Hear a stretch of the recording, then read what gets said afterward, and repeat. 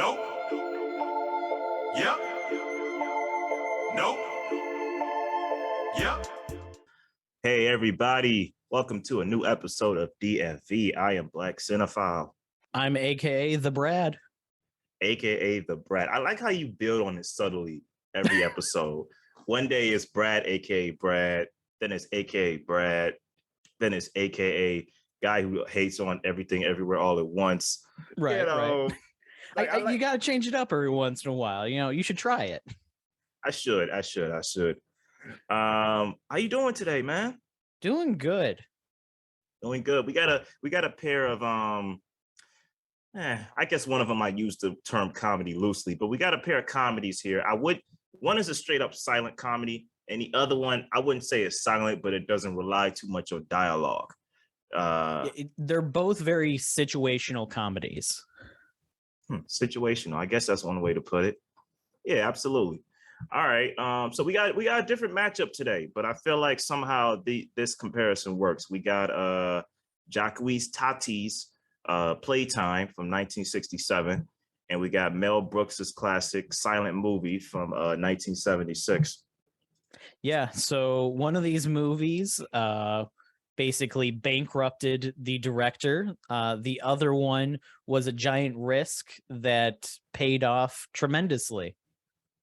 It's interesting how when we get into which is which, because there are some fascinating stories behind the making of these movies, man. There is. So the story behind Playtime I knew, but with watching Silent Movie, I decided to look a little bit into the history of it. And it's actually got a pretty interesting coming up story. Nice. All right. So do you I'll take Playtime, you take Silent Movie. How does that sound? That sounds good to me. All right. So let's just hop right into it, folks. You know what we do here. Like, share, and subscribe. You know, give us feedback. Let us know which of these two films you like or which one wins out. And here we go. All right, man. I meant to ask you. We starting chronological? That's yeah, let's do it. You know, I thought about it long and hard for a long time before we started this, but I think chronological might work.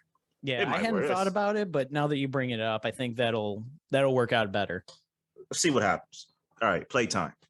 All right, so we got Playtime, film co-written and directed by Jacques Tati, co-starred by him too. They say this is his masterpiece, but basically what this film is, I want to say it's a bunch of vignettes in a workspace building of modern day Paris, but basically it's about different characters who come in and out of a working building. You know, you got different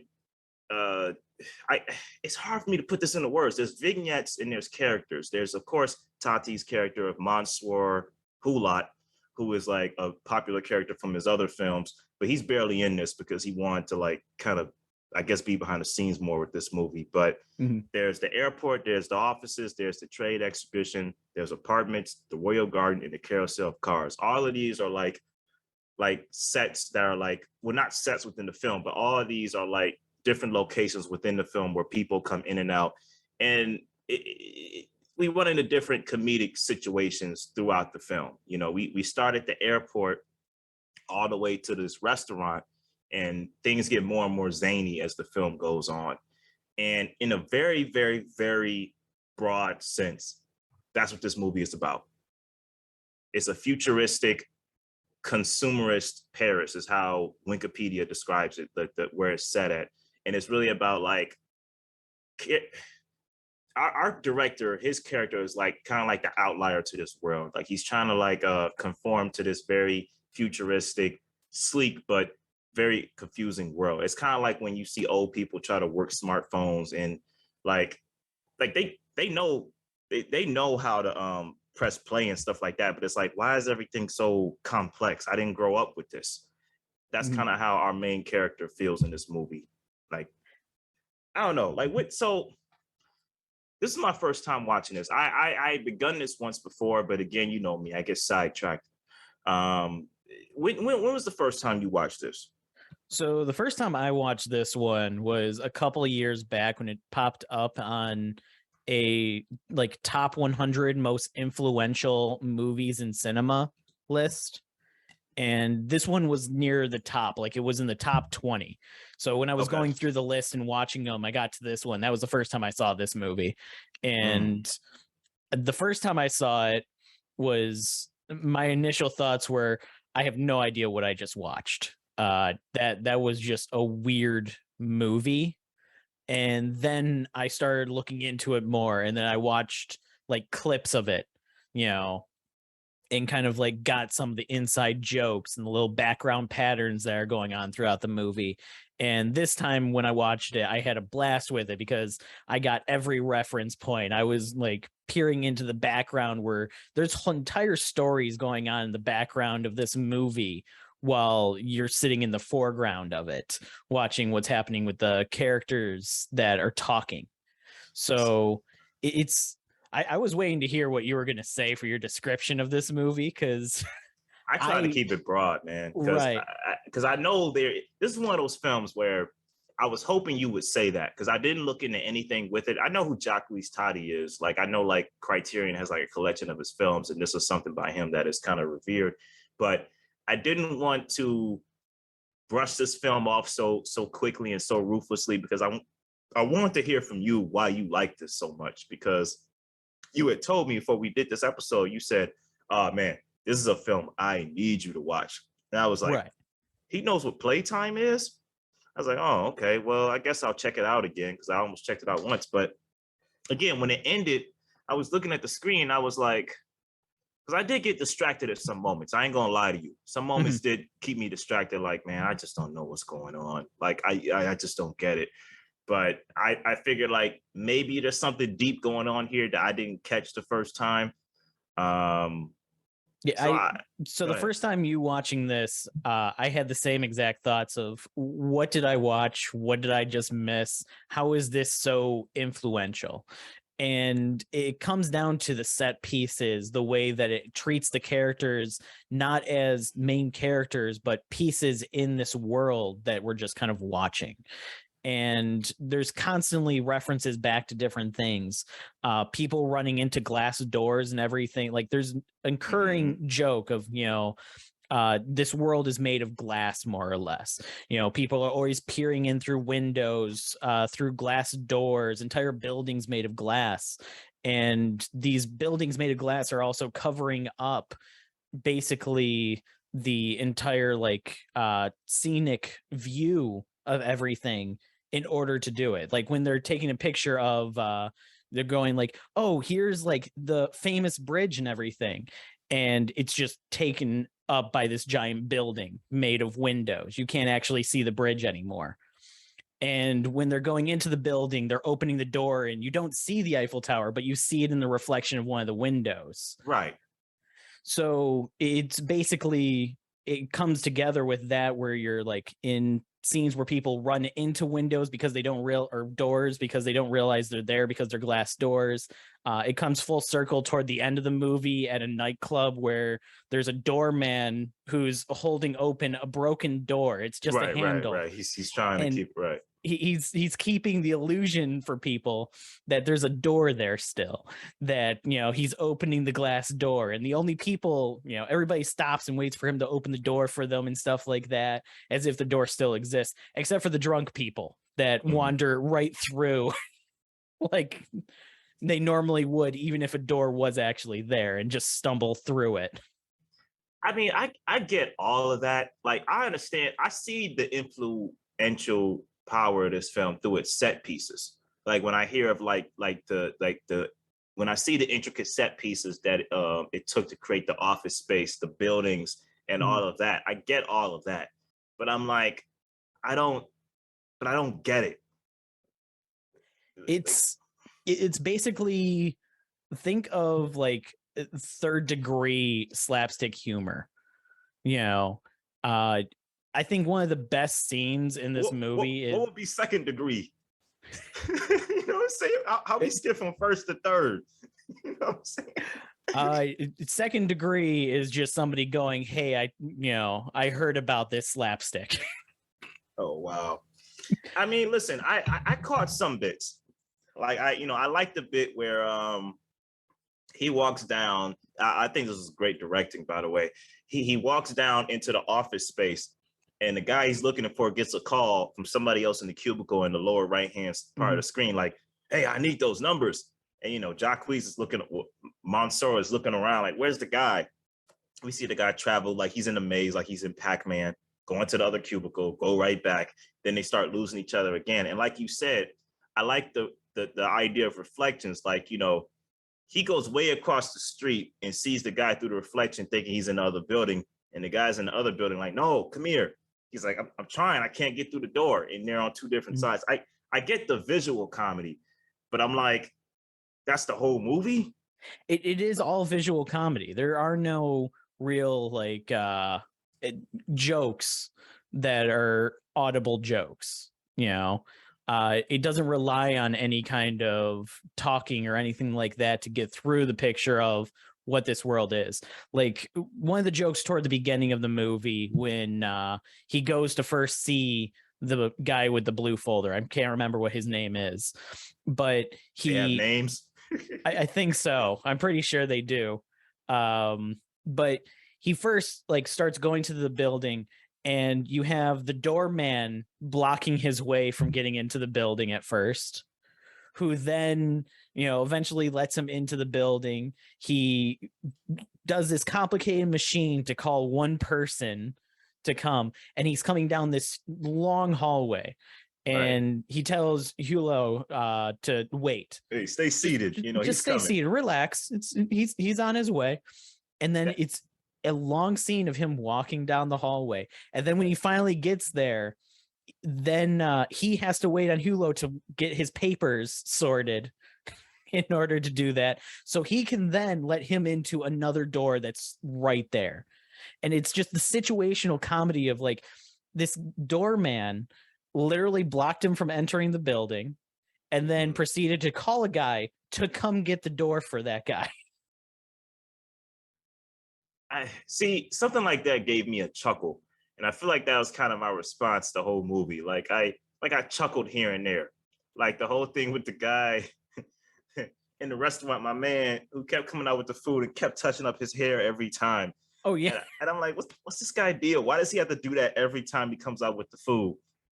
And then with them seasoning the fish twice with two different people. The fish gets seasoned 5 times throughout the entire night, and it even moves tables. At one point, it goes from table 6 where it's supposed to be to the table next to it, and the people are like, "Yeah, we didn't order that," and then it comes back to the kitchen. Mm-hmm. And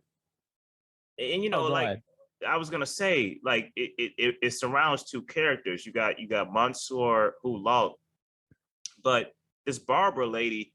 The only scene where I remember seeing her was when she was trying to take the picture of the French lady in front of her vegetables or something, in front of her flowers or something, and everybody kept getting in the shot. She was also going through the I guess it was a business expo where they were showing off the broom with headlights and the glasses that lifted up so you could do the mascara. Which the lifted glasses where it has that L shape comes back a couple times with other people breaking their glasses in that fashion, including the guy who thought that Hulot was the person that was going through their filing cabinet at one point. Okay, yeah, I think I probably saw her in that scene, but it's just I feel like this film has a lot of inside jokes that I just was not part of, and I'm like I don't get it. That's 100% what the movie is. It's a bunch of inside jokes that are just that. You're laughing at the absurdity of a situation of what these people are doing, because you have the scene with the apartments where he goes in where who is it? The one truck driver is like, "Oh yeah, I own this beauty. Isn't she great? Bought it cash. It's great. And I have this luxury apartment. Great. Here. Hey, do you have any change on you so I can park?" It's the guy is talking about all these luxury things he has, and then he needs to borrow a quarter from Hulot so he can park his car. Okay, so irony's in it too. So a lot of it is just situational, ironic. That's what it is. It's slapstick on a different level. I mean, there's some scenes I like, but like the scene where he's getting some, I think it's dessert or food, and he's like, I think he takes one of them and he smells them, and then he looks at one guy, like one guy just has like the weirdest like deadpan expression on his face. Then at one point they just lock eyes, and then they just look away from each other, and then like it just becomes like, okay, that gave me a chuckle, but it's like I don't know, man, this wasn't for me. Like, Really? Okay. I don't feel like this ain't for everybody. I get why it's important. Like this is a well constructed movie, but I feel like I don't think this is enough to make into a movie, dude. Like imagine again, I'm gonna do a Swiss Army Man. Imagine being in a meeting like, okay, we are going to make a situational comedy. All right, what's the situation? Everyday life. No, go back to your French accent. I want to hear it throughout the entire pitch. No, I already embarrassed myself. I thought I could do it well. I can't. Situational comedy with the idiosyncratic mistakes of everyday life. Okay, what's the character? What's the conflict? That's it. Yeah, there is no conflict. And I'm like, man, this was turned into a whole movie. So give us a little clue into like the backdrop on how this was made.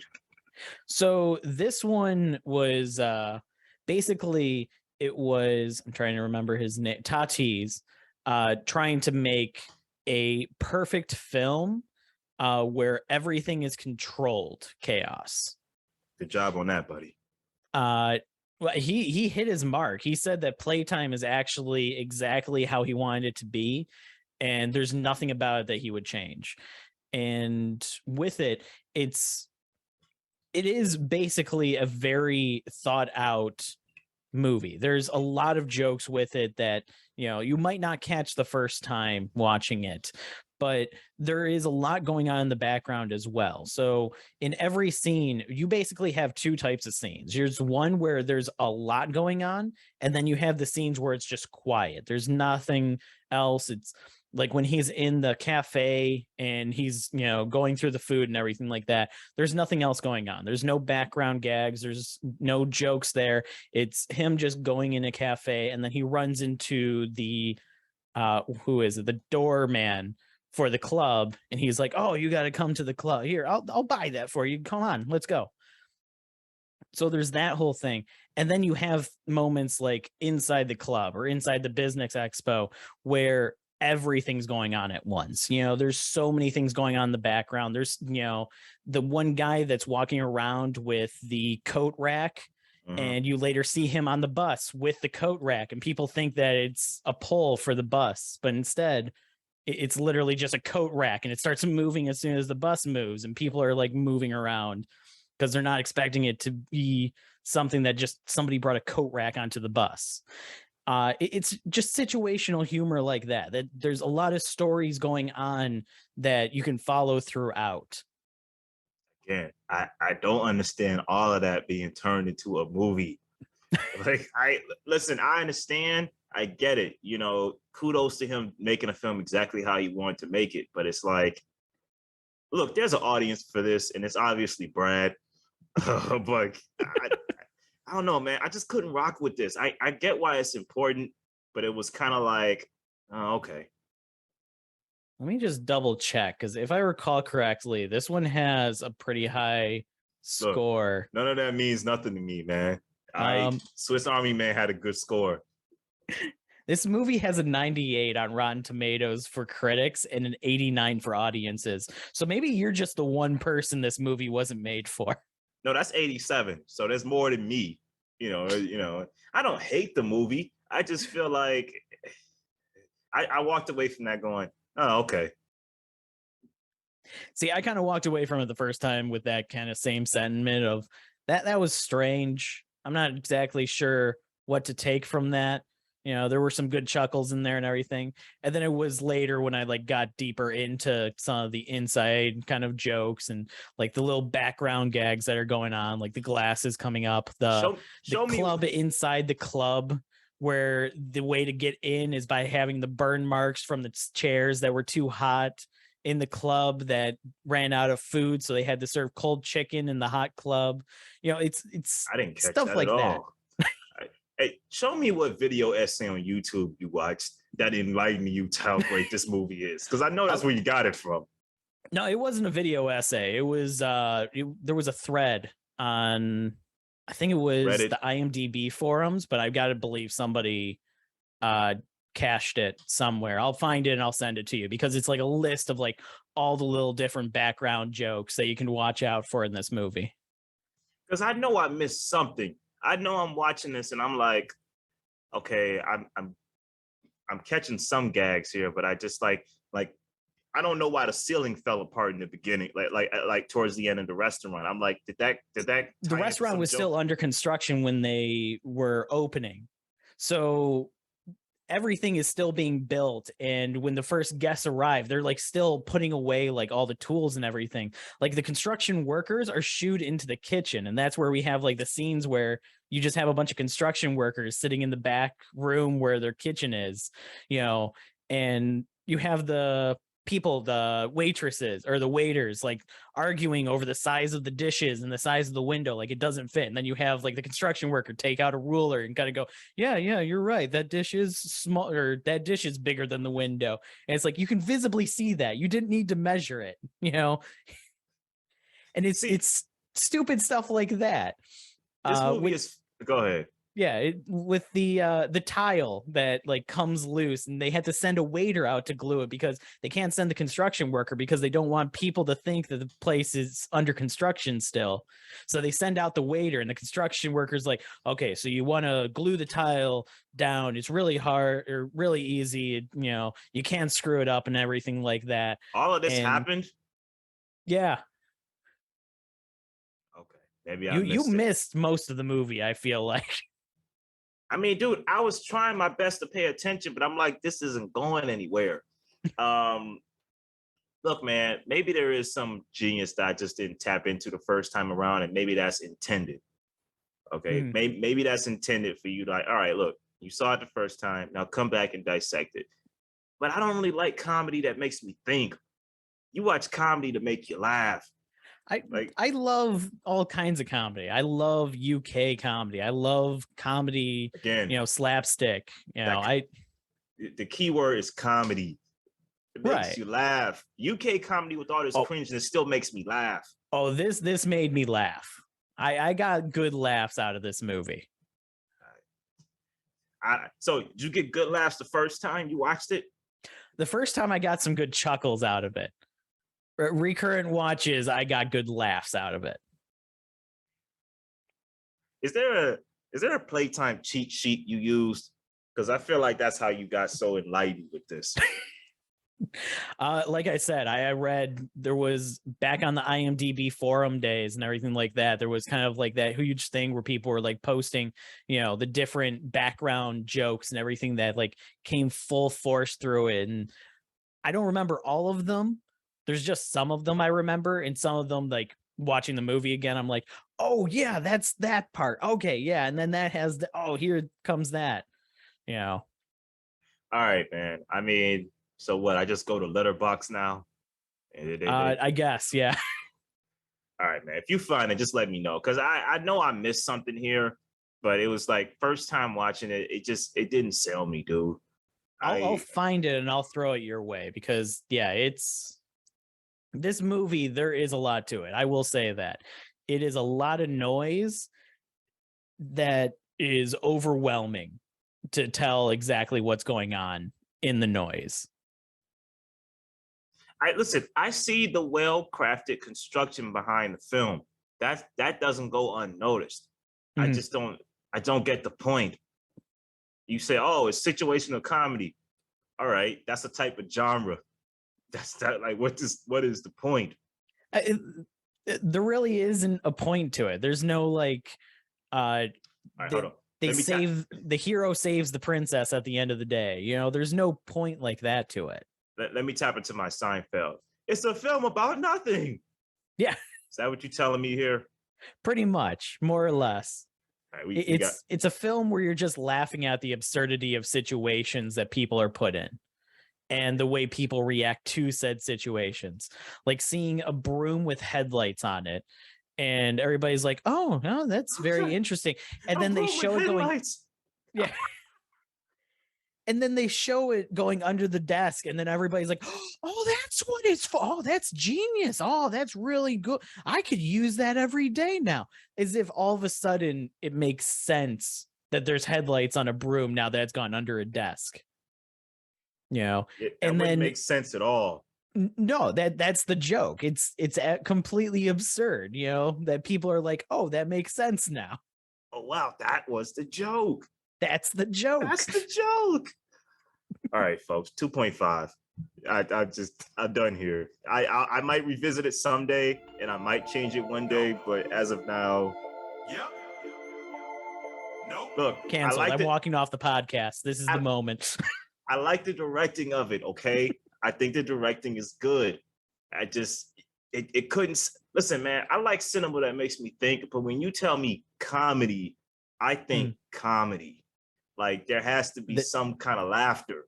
This is comedy. I disagree, Gary.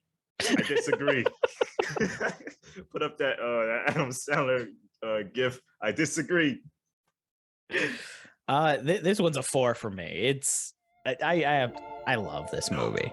It's got so much going on with it that I hope that you watch it again. And I will. I probably you get through it, and you're gonna come back and be like, okay, that was a much better movie than I originally thought it was. Because when I first saw this on like the 100 most influential movies kind of list, the British Film Institute one, because I think I think so. I can't remember what list it was, but I remember kind of like going through the list, and when I got to this movie on it, I was like, okay, that stood out from everything else. Like everything else I understood, this one I really didn't. And then it took some like looking into to see why it had made that list for me to go, okay, I can appreciate this more now. Okay. For what it did. Makes sense. I mean, yeah, I'll give it another shot. Hey, no problem. We'll see how it goes. But all righty. I'm all set on this one. You? Yeah, I don't know that there's anything else I really had to say about this one. There's one other scene that I absolutely love, which is the apartment scene when they're in the like glass apartments and everything, and you can see all the people and they're all watching the same show and everything like that. Just when it comes to like the cinematography of that scene, absolutely love it. Because it's like the window into these 4 houses that are all subject to the same show at the same time. Like that's the thing that they're all tuning in for. I love the imagery of that one. There is a little bit of like a reference in that one to something else. I can't remember what it was, but I love that scene just for the cinematography of that one. Okay. Yeah, I mean, I'm willing to accept that maybe there's some things that I missed that I need to rewatch. I would do that. I mentioned a bunch of stuff that you just went, I didn't notice that. I wasn't aware of that. So yes, there is a lot that you missed. Because how fun is it to watch a film where a whole plot goes on in the background that plays into effect 70 minutes later into the film? Isn't that fun? It's called Chekhov's gun, and it's in a lot of movies. Whatever, man. When I hear comedy, I hear comedy. All right, let's move on. Let's move on to now this is what I would call a comedy. This one is pure slapstick comedy.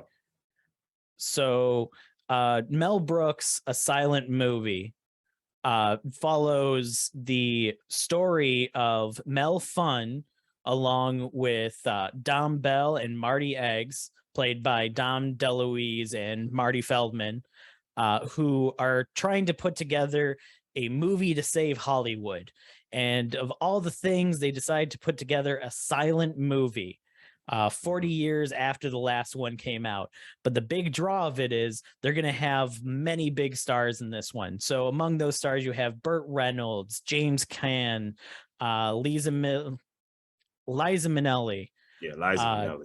Liza Minnelli. I almost said it wrong the first time. And like Paul Newman shows up in it, who I can't remember if he actually gets in the movie or not. I remember he asks if he can be in the movie, but they act like they're not going to sign him into the movie. Right. Among it is just their adventure of trying to form this movie that originally they're told no, they cannot make because it's absurd to make a silent movie in that time. No one's gonna go see that. Yeah, nobody's gonna want to go see that. And that's the recurring joke throughout the entire movie is nobody wants to see it. But the movie itself is a silent movie about making a silent movie or getting together all the pieces to make a silent movie with slapstick at full force throughout the entire thing. And that's the general synopsis for this one. So have you seen this movie before? No. Okay, so this was your first time watching this as well. It was. Okay. Was this your first time? Yes. Wow. Yeah, prior to you recommending this one, I hadn't even heard of this movie, to be honest. Yeah, man. What was I about to say? Yeah, dude, I had always had this film on DVD because I got the Mel Brooks collection from Sam's Club, and where it had like all of his greatest hits in one package, with Young Frankenstein, Blazing Saddles, and all that. I feel like, all right, why not get this? I like Young Frankenstein when I saw it. So I'd always wanted to watch this film. So I figured like, okay, I know Playtime is a film that doesn't use much dialogue. So why not pair it with silent movie? Look, man, as much as I didn't understand Playtime, this isn't a bad pair of films. Like this works very well. And I'm grateful to have finally saw this movie, dude. From the moment the pregnant woman got in the car and it started leaning up, I was dying, man. Like this movie had me from the first scene. Yeah, this movie definitely takes slapstick and runs with it in every direction. And I love that it actually has some callback jokes as well, like the Coke machine that just flings Coke in every direction. And then you have like the movie studio that keeps coming in to try and thwart their attempts to do this, the big New York studio. Which I love that their motto is "We have our fingers in everything." Yeah, but yeah, this movie definitely does a great job at taking slapstick when it's running through and having these three goofballs, more or less. It's basically the Three Stooges running around and trying to convince people that they need to be in this silent movie, which is a crazy idea. And you have the recurring jokes with like the newspaper guy who every time they book a new celebrity, this guy that runs a newspaper stand has a giant block of newspapers thrown at him and knocks him unconscious. And then the block rolls over and it zooms in. And it's like, Burt Reynolds signed on for Mel Fun's new movie, a silent movie. And same thing happens with every other actor that's brought on. If I recall correctly, James Caan was practicing boxing at the time, and he had a trailer that had a loose spring on it. So the whole trailer is bobbing around the entire time they're inside of it. So anytime anybody moves, they're all shifting around. Yeah, man. That's hilarious. I was about to say that I like, what was I about to say?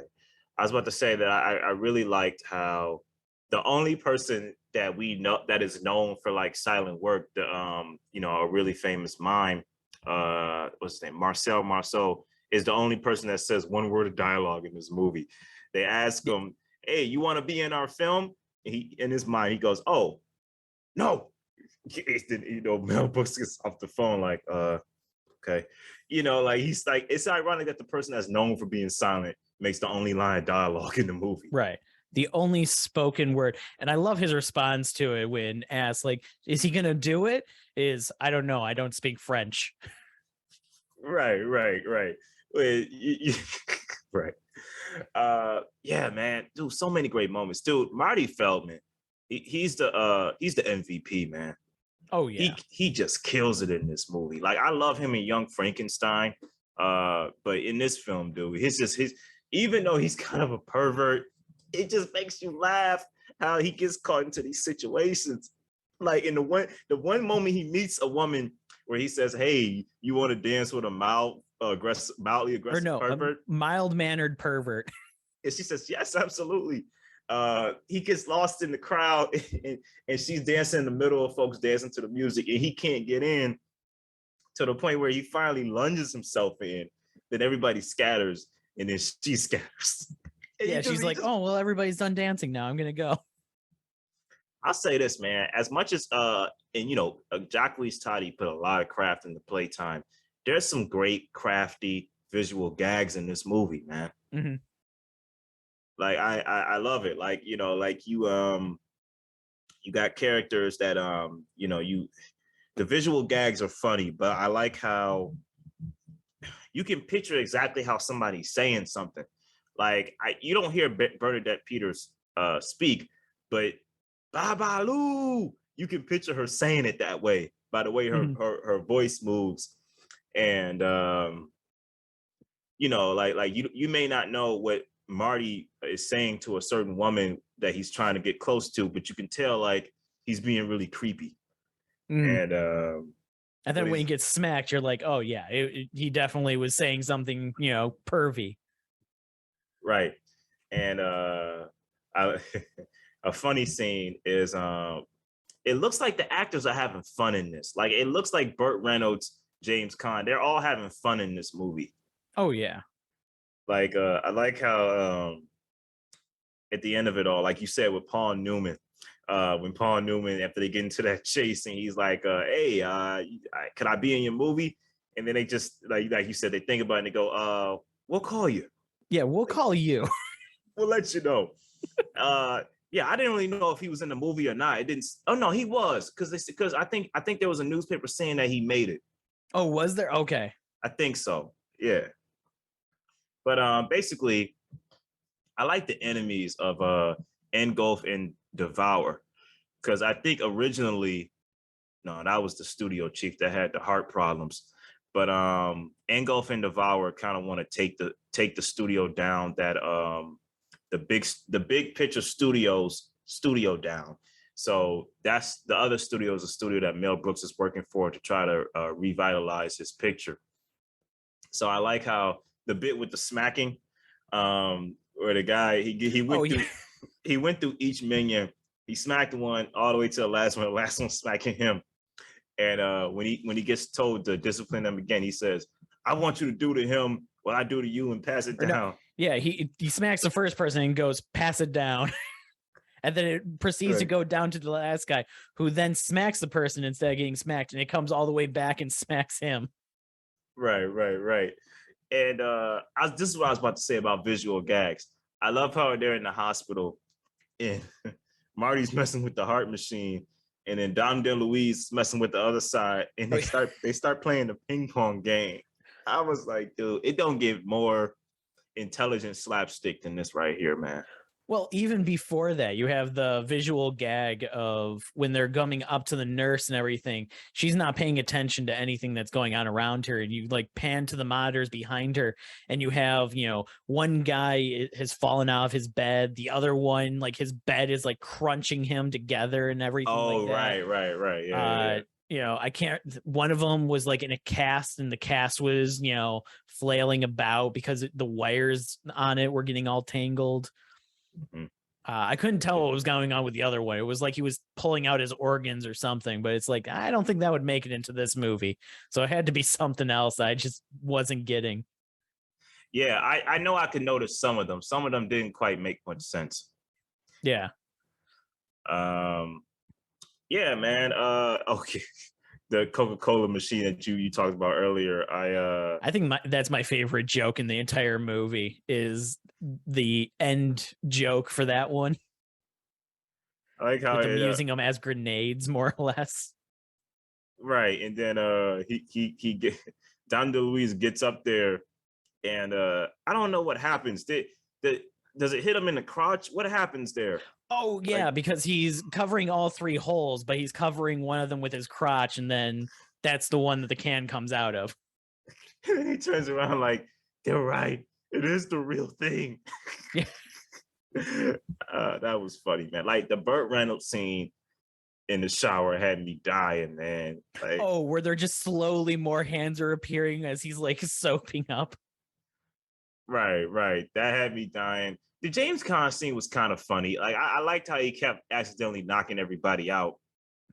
Oh, when they were outside with the boxing gloves. Right. And Anne Bancroft scene was pretty funny. But I just like that the gags a minute, you know, they 9 times out of 10, they don't fall flat. Mhm. Like it always keeps you chuckling. It's like I went from chuckling to like belly laughing. Oh yeah. Yeah, even when the joke doesn't land, there's another one right around the corner. This movie takes that approach that, you know, it takes quality jokes, but it throws them at such high quantity that if one of them doesn't land, you've forgotten about it and you remember all the ones that did. Mm-hmm. Yeah. I would agree with that. And you can always catch something. This seems like one of those films where you can always catch something on a second viewing as well. Oh, I gotta believe if I played this one through again, there's a couple jokes that I would get that I didn't see the first time or something. Mm-hmm. So, how many male films have you seen? I've seen Blazing Saddles. I've seen Young Frankenstein. I've seen. Let me pull up his entire filmography. Seen Spaceballs? Of course, I've seen Spaceballs. I wish that we could get a sequel to Spaceballs. Nice. See, I would assume that you have seen Spaceballs. That seems like your type of show.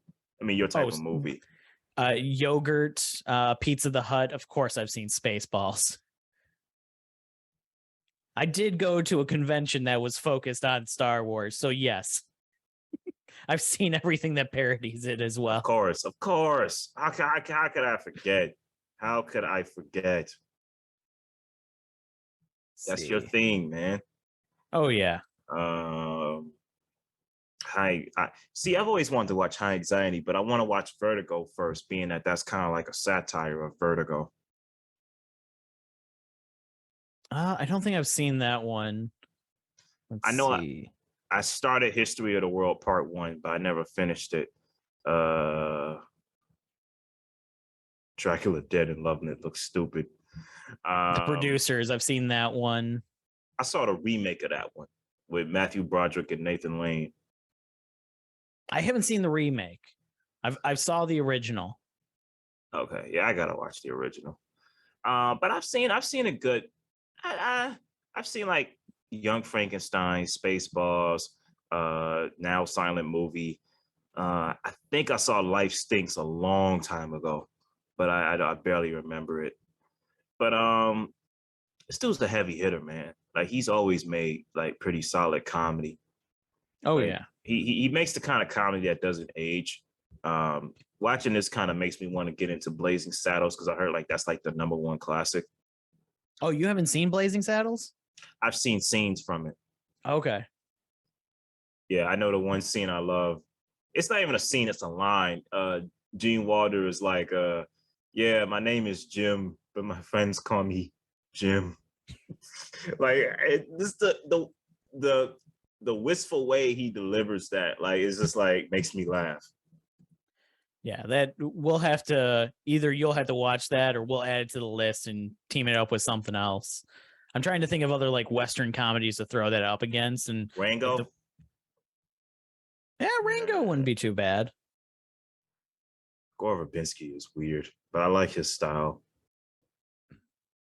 I never saw Rango. I'm surprised you haven't seen that one because that one, especially around the time that it was out, it was a pretty big one. I mean, there was a lot of big ones I haven't seen. Remember when I told you I never saw Coraline? We watched it for the show. Oh, that's right. Did you just not do any of like the animated kind of movies around that time that were like critically praised? I think I had always tried to get around to watching them, but no, I didn't. Oh, okay. That would explain it.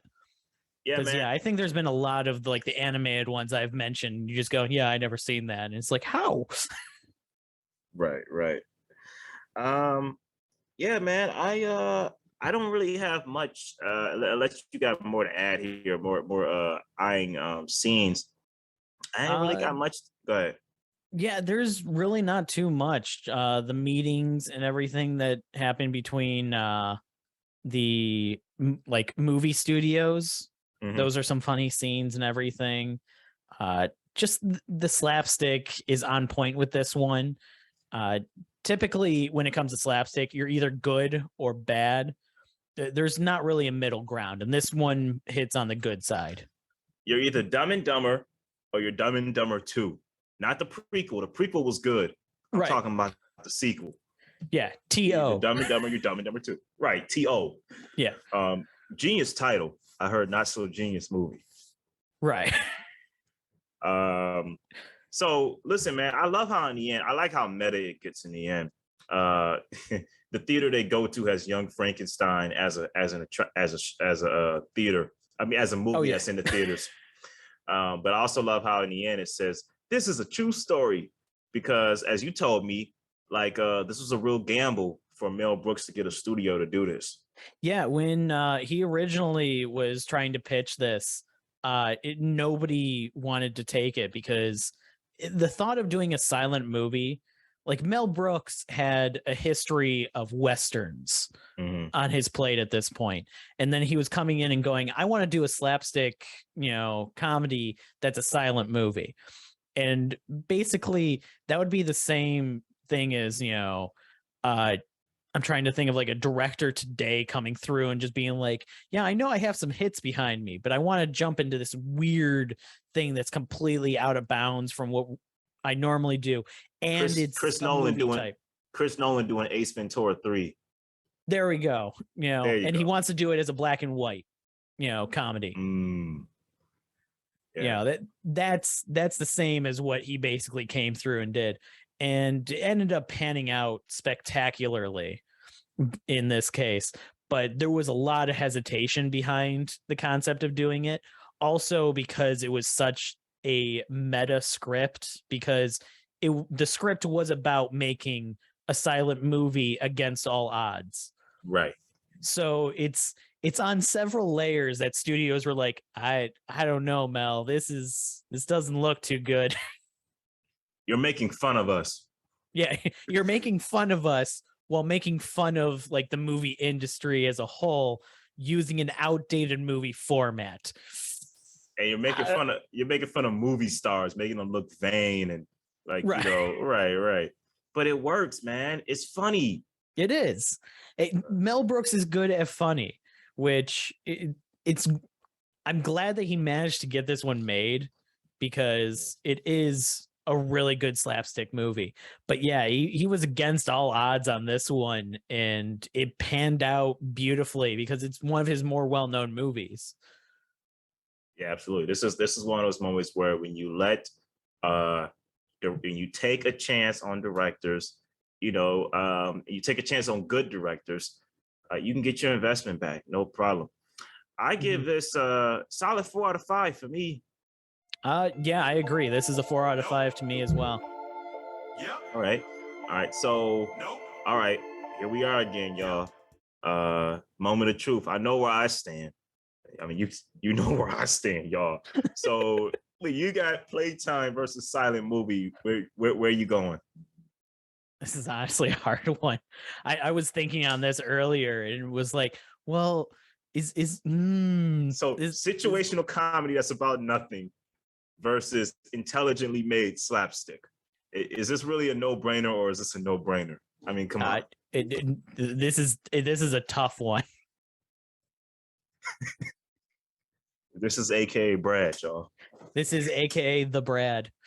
Yeah, this one, it's a rough toss-up because it's two movies that perfected what it was going for different audiences.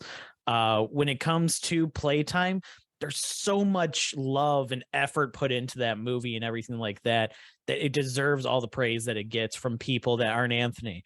And when it comes to silent movie, it literally does slapstick perfectly while being a meta movie mocking the entire movie industry with an outdated format movie. And I would love to see something like this come out again in the future, of some director coming out and using an outdated format to this kind of like meta level when making a movie, because it all fits and it works perfectly. And I'm sure other people have tried to do the same thing and failed, and you just don't hear about it because it didn't work out. But this one did. The Farrelly brothers in their heyday could probably make a great successor to this. I'm talking about there's something about Mary, Me, Myself, and Irene era. Okay. Yeah, I could see that. Yeah. But I think that settles that. So which one do you choose? Damn it. You ain't getting off that easy, man. Which one do you choose? Come on, there's DFV. I'd probably pick silent movie, just because when it comes to slapstick, that gets me all the time. It's hard for me not to pick a slapstick movie. If Playtime was put up against anything else, I probably would be picking Playtime. But when it comes to a slapstick movie, that's my jam. You know, if I was stuck on a deserted island and I could only have one thing with me, it would be a DVD copy of the Three Stooges series. You know, really, that's your show, huh? That would be one of the things that would keep me entertained throughout. Okay. You ever see them at the Redford Theater? You know, no. See, now I could watch this at the Redford Theater. This seems like a Redford Theater type of film, silent movie. Mm-hmm. Yeah, I can definitely see it. Yeah, I can see. I can't even see Playtime, to be honest.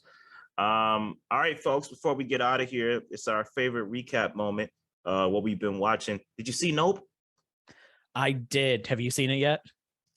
Man, I think it's gonna be a while before I go back to the movies for personal reasons. But okay, so I won't get into any spoilers for it. I still like it. Just tell me, because I've heard mixed things. I liked it. So to put into perspective with Jordan Peele's other movies, I think Get Out is still at the top. Yeah, followed by Nope, and then Us. Also, it's, in your opinion, it's better than Us, because that's what I was worried about. Us. Yeah. So I like this one more than I liked Us, more or less because my problem with Us is it presents this weird idea and then it kind of just goes an end of movie. And you're just like, but wait, what? That doesn't make sense though. It has a weird idea. Let's just sit with it for a while. I mean, I feel like Us is a cult favorite. Like it comes off like John Carpenter's, what was the movie he made? I came here to chew bubblegum and kick some ass, and I'm all out of bubblegum. Which movie was that? You know what I'm talking about. I know what you're talking about. Had the wrestler in it. It was They Live. They Live. Like, it's called They Live, right? It's called They Live. I don't know. This isn't a Sinbad Shazam moment. It's called They Live. Okay, it's called They Live. All right, so okay, yeah, I just pulled it up. Yeah, that's the one. I look at Us as that kind of movie. Like it's a cult favorite. Yeah. You know, it's not. Yeah, I'm not saying Us is a bad movie. Right. I don't try and think that I'm saying that Us is a terrible movie. I'm saying in his three movies, it's right now my order is Get Out, Nope, and then Us. Okay. Yeah. Nope, without spoilers, gave me a new nightmare fuel for noises that I will never forget. Now, is that just you, or is that intended? No, it's very intended. It is okay. It is extremely intended to be a new horrible noise for people to have in their brains to never forget. Is it worse than from Hereditary? You never saw Hereditary, have you? I have seen Hereditary. Oh, okay.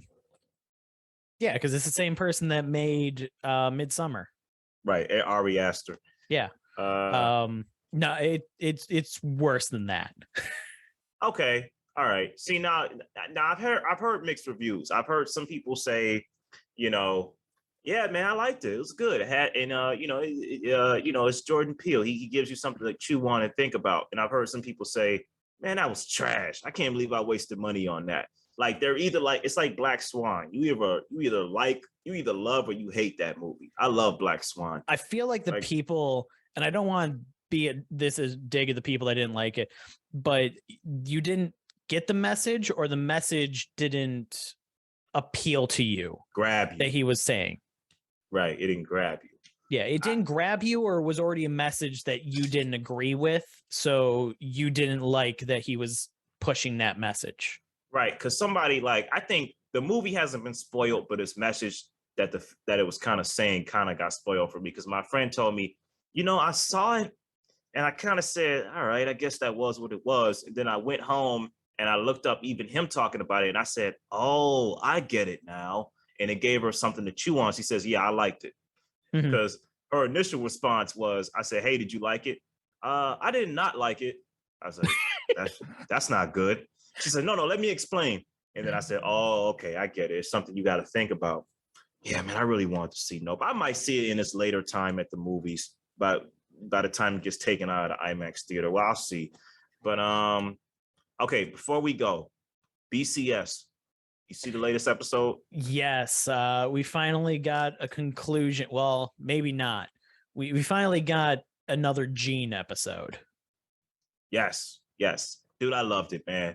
From start to finish, it was the greatest kind of subversive moment of tension that the Breaking Bad verse could give us, man.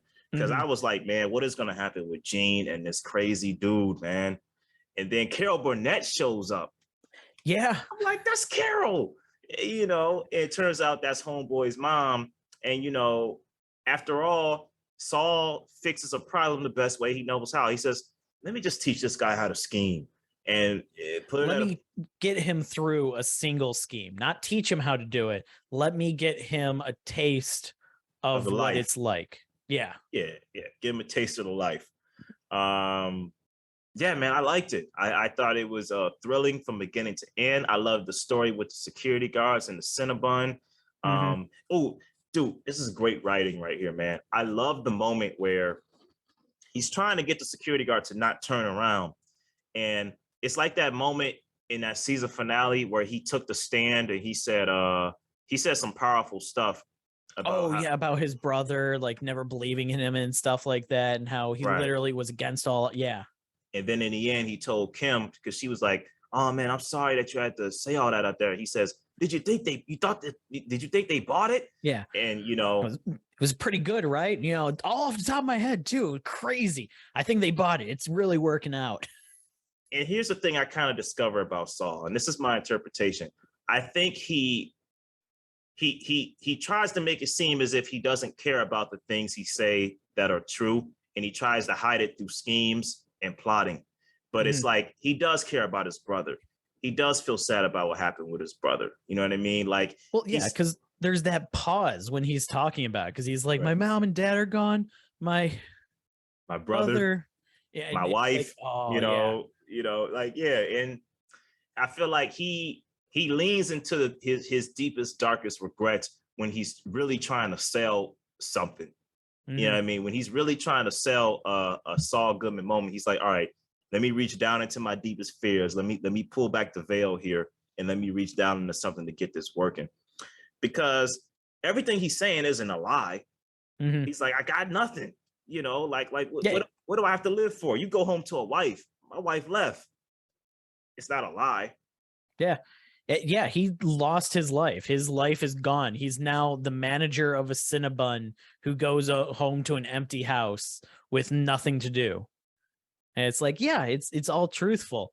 And I love how we get that little bit of, he's telling this lie, but it's not made of lies. He's basically making this story of truths.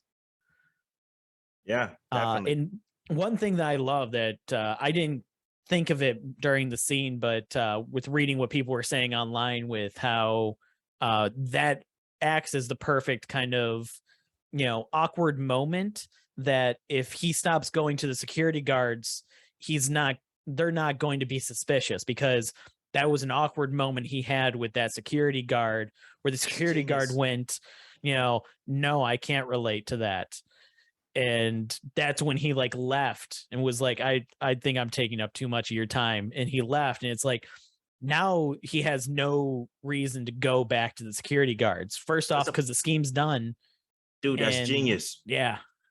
I didn't think of it that way. Cause I mean, like, that would be the perfect start off point to be like, I can't go back to those guys, but now I got an excuse not to go back to them.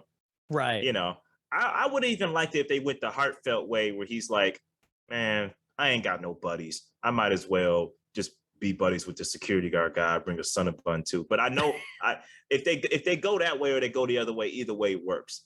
Mm-hmm. But yeah, man, I loved it, man. The whole episode, dude.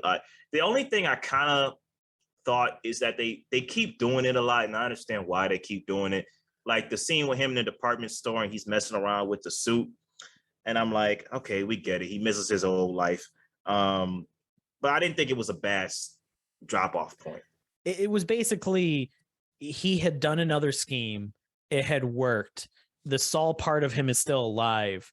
And then he's picking up the suit and just being like, do I want to go back to that? And then he shelves it and decides it's still not the life he wants to go back to.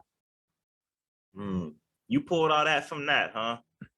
Well, you kind of see it in his eyes and everything like that. Like after he pulls the scheme and everything, like he's looking at the store and he's looking at everything. Like he's still looking at the security cameras. Like he's paying attention to everything still, and kind of like that thought of like, you know, he got that high again from doing something that his entire life was dependent on before, that he had to completely shut off on a switch.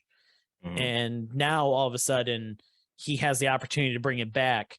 And then he's deciding, no, I'm still not going to go back to that. That wasn't a healthy lifestyle. Even though it was a distraction from everything else, it wasn't healthy for me. Okay, maybe. It makes sense. It makes sense. I would say, do you think more problems are going to arise with our boy that he showed him how to do a scheme? But you know what the title of next week's episode is, right? Yeah. DB. Yeah, it's coming. At this point, though, part of me is thinking it's going to be a fake out and we're still not going to get the Breaking Bad era episode here. I don't think they would do that to us. I don't know, man. I don't think Peter and Vince would do that, man. Because the stills for the episode are all stills from the Gene timeline. They show stills? Yeah. I never look at stills. I just wait for it to come on and watch it. Well, the only reason I saw them for this one is because everybody's talking about how the title was revealed to be Breaking Bad. And then everybody's going, but they also released the stills for the episode and they're all a part of the Gene timeline. So what the hell's going on with this episode? But it makes perfect sense, though, because it's like, I mean, look at the evidence. The episode where Saul showed up was called Better Call Saul. I mean, come on. Even if it's just a cold open, I would be okay with that. Like, you know. Yeah, we'll see. We still have 3 episodes or 2 episodes. I don't count it. I'm just enjoying the ride. I'm enjoying the ride too, but at the same time, now I'm kind of wondering how many episodes do we got left? I think it's 3. Because we're just at a very pleasantly surprising final ride here, man. I'm really enjoying it. Yeah, as far as I'm concerned, the series ended with episode 9, and this is the epilogue for the series at this point. Because that ending of episode 9, when he's, fully embracing the Saul persona, that was the perfect ending for the series, I think. So from this point forward, it's literally just an epilogue to Better Call Saul. I wouldn't say that. I wouldn't say that. I take this as the 3rd season of Hannibal, which you haven't watched that yet, have you? I have not watched that yet. You basically got 2 plot lines here. Have you seen Red Dragon? No. Okay. Well, you got 2 plot lines. You got one plot line right here, and then you got a separate plot line that it easily transitions into. I think you got 2 plot lines here. You got the Saul that once was before he became Saul. I mean, you got the Jimmy that once was before he fully became Saul, and now you got the Saul afterwards. Mhm. Interspersing between the pre-Breaking Bad era, the Breaking Bad era, and the Gene timeline. I feel like you got two stories in one with this conclusion here, and I think it just Right. works. But there are 3 episodes left. We have Breaking Bad, Waterworks, and the last episode is called Saul Gone. Oh no, no, no, not Saul Gone. Yeah. August 1st, August 8th, and August 15th. That is the finale. Look at us, man. We sound like a bunch of fandom nerds. Like this is a fandom podcast. I'm excited, man. I'm pretty sure this is a fandom podcast. It is. But I'm excited, man. I'm excited to see where this goes, and we'll talk about it. Oh yeah. Oh, we'll definitely. I have a feeling that even next episode we'll talk about the next episode. That's how we do here. All right, y'all. Well, I'll take it easy. Like, share, subscribe, send love. Let us know what you think, if you agree, all of that. And have a great one. Yep.